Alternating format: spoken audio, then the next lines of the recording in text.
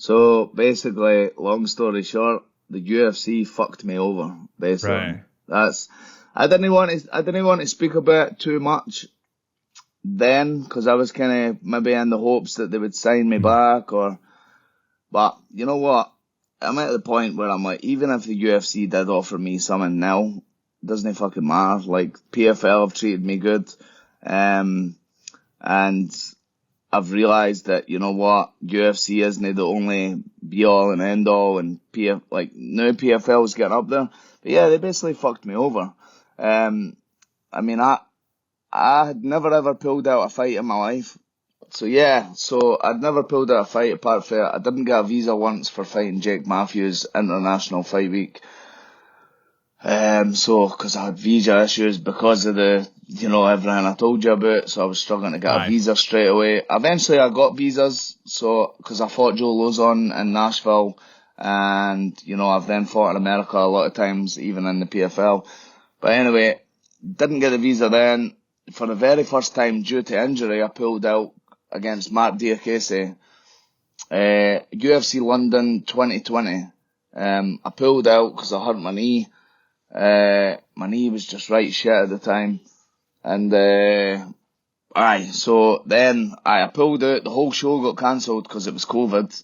Uh, but I'd pulled out before then. And then all of a sudden, like, my manager, Ali Abdelaziz, was saying to me that, the, it was a weird talk. It was, he was basically saying the UFC want to get rid of you.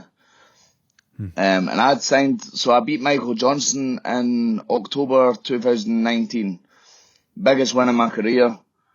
Won the fight. Signed a new 4-fight contract. And then signed to fight Diakese on my first fight, the contract. Got injured. And then, yeah, like, he was basically like, oh, they want to get rid of you. They're saying, that your knee's no good, and it's, they've been advised off the doctor, Jeff Davidson, that your knee's not a quick term fix, and that you shouldn't be fighting with your knee the way your knee is. It's really bad, blah, blah, blah, blah, blah. And I was like, well, I went and got orthopedic clearance, so I went and spoke to an orthopedic. He said, yeah, your knee is damaged, and yeah, you've got like low cartilage. It's like what Kamaru Usman's got. He's not got a lot of cartilage, so his knees are sore, but we can still fight. So I got clearance to fight.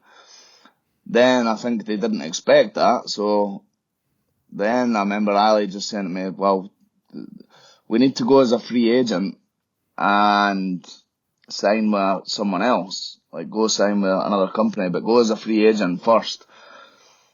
Cause if you didn't, the UFC is going to cut you, and UFC is going to cut you, and then they'll say why they've cut you as well, and then no other company will want to sign you.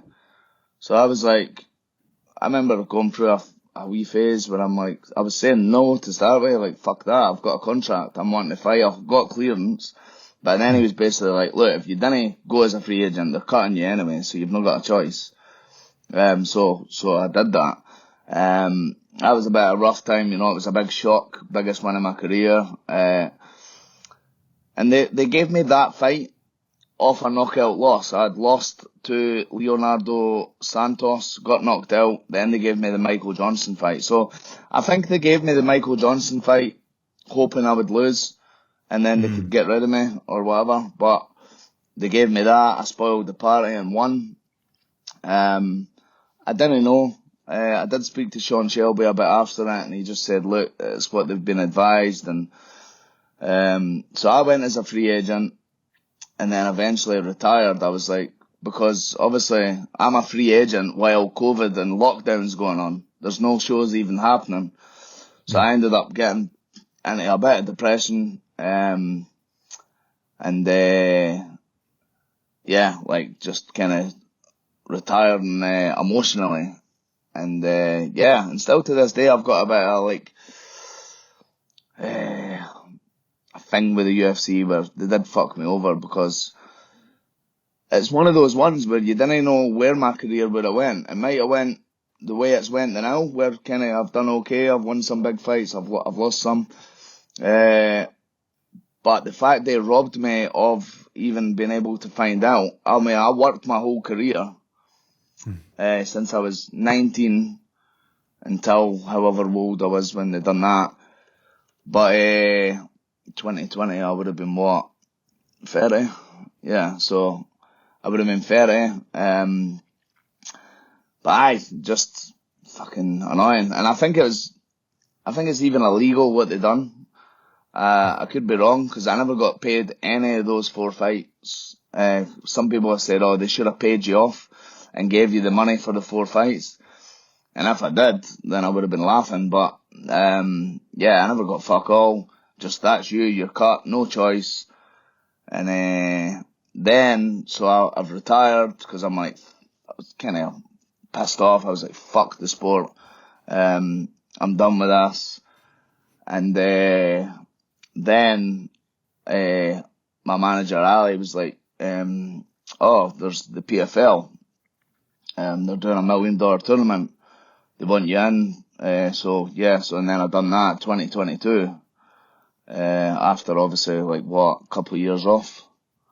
And yeah, that's what happened with that. So, but while I'm on topic of that, I'm waiting on a payday from the UFC.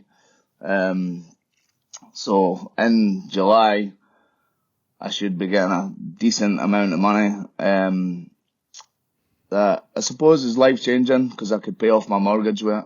But that's not really through them fucking me over. It's this whole, I don't know if you've seen the fighter, the fighters sued the UFC,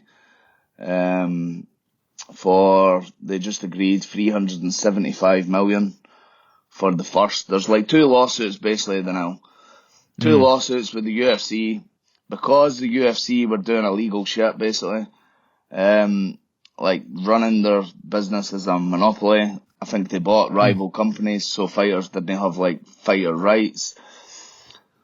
I don't know if this is part of it as well, but I think because they're treating us as employees, but only paying us like self-contractors, we're not allowed to fight anywhere else.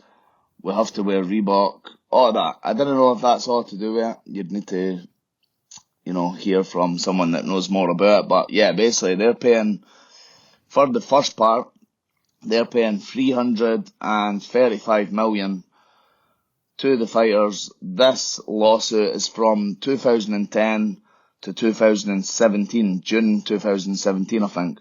So that falls under the first 6 of my fights. Then there's a second lawsuit, Cage and Johnson filed, that from 2017 till present, we're due a lawsuit for that as well. And I think the judge just approved injunctive relief, which is supposedly a big thing. I'm not too clued up on what that kind of involves, but, 2 big lawsuits coming. And I've spoke to the lawyers. I told them everything I've told you there about how they fucked me over, and I don't know if that'll go in the favour of whatever, but yeah, UFC fucked me over.